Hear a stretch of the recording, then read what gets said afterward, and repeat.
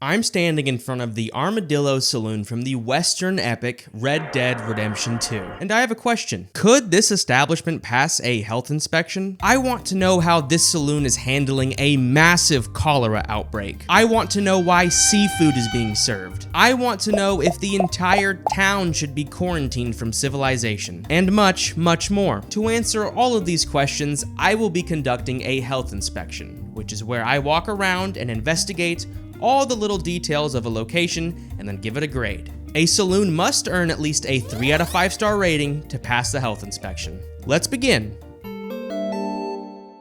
Walking into the town of Armadillo, the first thing that hits you is the stench. Disease festers in every crevice of this once boom town. All that remains now is a silent, sick shell of a place littered with bodies. No, like literally. There are dead bodies everywhere, and the townsfolk are just kind of going about their business. And the ones that are alive look just about as dead as the dead ones. On top of that, there is a smoking building, none of the animals are safe, and the sheriff has decided to skip town. I watched multiple wagons just barrel their way through this town with no interest in stopping, and honestly, I can't really blame them. I guess it's not all bad though. The coffin building business is booming.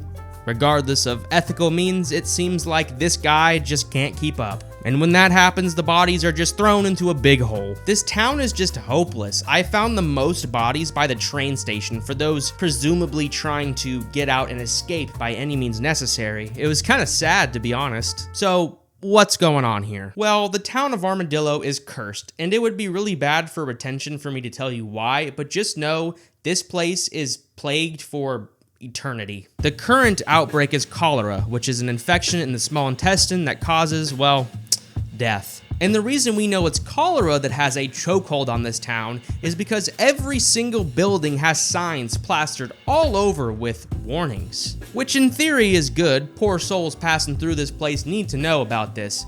But the prevention and the awareness stops there. What you'll find is that pretty much every establishment in this dump is closed, except for the saloon. So let's go see how in Arthur's name this place is still in business. Taking a look at the outside of the building, we have a very generic looking saloon. However, there really is no way of telling that this saloon is open. Some of the windows are boarded up, there are no welcome signs, chunks of wood are taken out of the walls, and disease flyers should be enough to keep people away. The balcony also has a missing railing, which is a massive fall risk. All of this needs to be patched up ASAP. Another thing I noticed was the hanging signs off the second story. This whole thing is very intentional, especially when you see the other side. They seem to have really doubled down on this food business. Someone had to nail up that sign saying no rooms, but left the meal sign. I guess we'll see if they have some sort of advanced meal prep and sanitation system inside, but otherwise, this is extremely misleading. And another irony is the cholera flyer right next to the trough with a thirsty NPC. Rest in peace, that water was clearly not boiled. The ironies and hypocrisies are strong with this one. But let's go ahead and take a look inside. It can't be much worse than this, right? Right? Foul, disgusting, nauseating, all very apt words for this main area. This saloon might as well be abandoned by the looks of it. I'm not sure it's ever seen a clean day in its life. The floors are filthy and stained with what looks like dried blood. Spilled fluids and dirt spores are everywhere. None of the tables have ever been wiped down, and trash coats them like dust in the desert. Oh, and looky here. We have plates of food. Now here's a question. Are they still serving food, or is this from before the outbreak? I'm not sure which one's worse. And how in the hell did they get seafood in here? Like, what? This makes no sense, and it's no wonder why the seafood's still on the plate. They didn't even eat it, because it was probably rotten and disgusting. Grime is just caked everywhere, and there is no clean spot to stand in.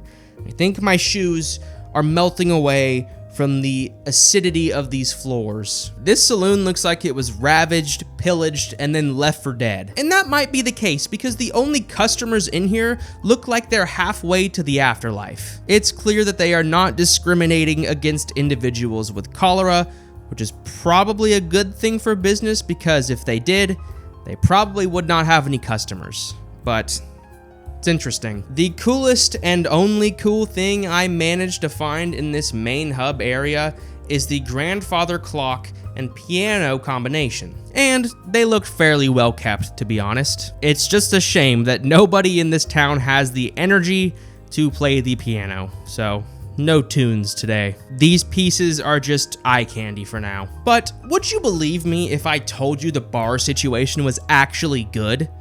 Well, believe it, because it actually kind of is. The bottles of drink are all placed in a specific spot behind the bartender, and literally every mug, every champagne flute, every wine glass was perfectly in place. Now, is this because there is no volume of service here? Maybe, but that's not what I'm looking for. I'm looking for organization, and this bar has got it. The back shelf has been organized and well kept in great condition. I even love that the cash register is in the back.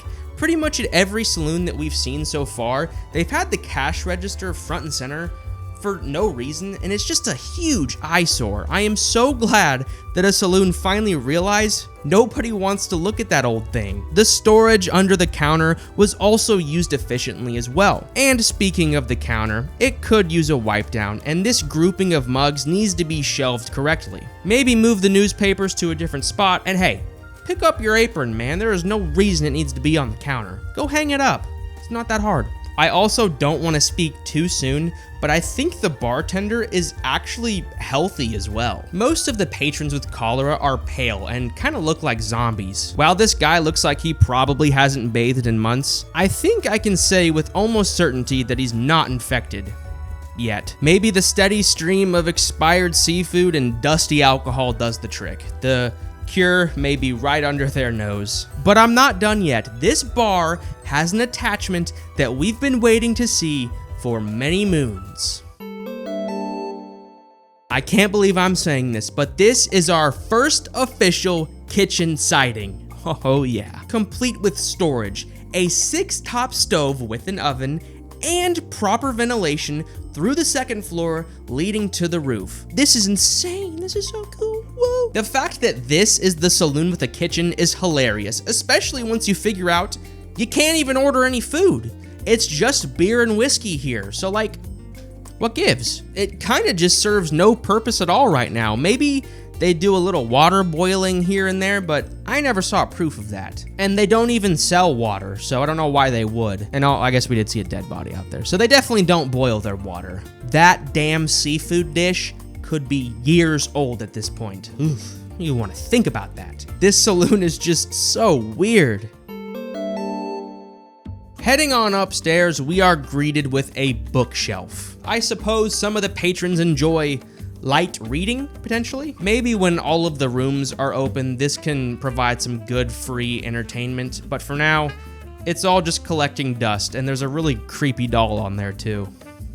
Don't like it. And as advertised, just to check, the doors are locked and inaccessible to me and everybody else. This was set up to be a really nice, chill hangout spot. However, morale seems to be quite low. While before the outbreak, I'm sure you could just kick back and relax in the lounge area, but right now it looks like a makeshift triage, just pitiful. And the second story views are not much better. You can either look at the burning pile of wood on the right, or the desolate streets on the left. Not much to see here, or really anywhere in this dump. I am deeply disturbed. No. The final verdict on the Armadillo Saloon is not good. From the moment you step foot into this town, the smell of death is on you. There is no reason to be here, and that's clear from the people, the animals, and the decaying infrastructure. Most of the town's businesses are closed, apart from a select few. And the saloon is arguably the most lively place within a 25-kilometer radius. But inside the saloon is nothing but filth. The floors, the tables, and even the patrons themselves are vile. The only cool thing about this main hub area was the grandfather clock and the untarnished piano. And I just still cannot believe that we found seafood. The bar is about as good as it gets, with organization taking quite the leap. If a lack of customers is leading you to a better storage system, then count me in. We also saw our first ever kitchen. Even though it was unused, the area was nice. It just makes me wish it wasn't utilized here. Moving along upstairs, we saw a scary doll and a bookshelf for the patrons, even though the rooms are closed. There is also a lounge that is turned into a makeshift dream chamber for those taking their last breaths. I think what's disappointed me the most was the lack of effort. Nobody in this godforsaken town has shown any effort towards making this saloon better, or even the town itself better. This place sucks, and it will be earning a 1 out of 5-star rating. An abysmal, but easily predicted score for this tainted watering hole. I mean, come on, we all knew it was coming. There was no way the Armadillo Saloon could pass a health inspection. If you want to figure out this cursed madness for yourself, go talk to the shop owner. He'll tell you all about it, but for now, oh no, I gotta get out of here.